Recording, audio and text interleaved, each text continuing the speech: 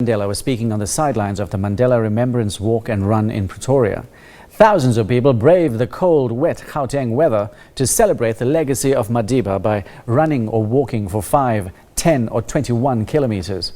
Ndileka Mandela says South Africans need to use the Constitution to address the issues surrounding gender-based violence. Important, and to remember, the theme of the foundation this year is how constitutionalism as a tool for transformation. One of the tools that we can use to fight gender violence is to use that very constitution, because as I said, 2 days before the end of the 16 days against activism against women abuse, we are having this walk. This is quite significant that it is at the time that we are having this walk to remind ourselves that Granddad's legacy, as multi-layered as it is, one of the things he spoke vocally against was how our freedom is not complete until we dismantle all the injustices that are meted against women.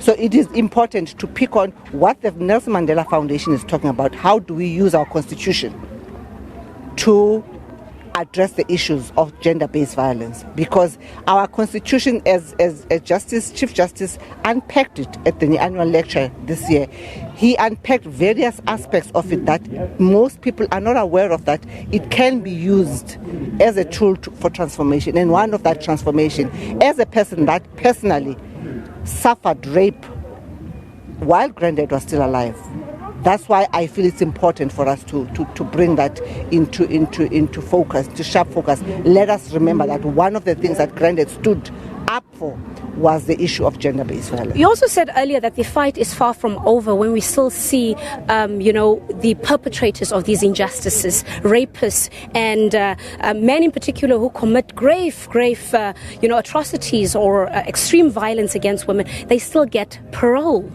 That for me is a serious issue. And again, how do we use the Constitution in addressing that? How do we make sure that the Luyanda Bothas of this world, when they get sentenced without parole? Luyanda Botha got 3 life sentences, but that are running concurrently, not consecutively.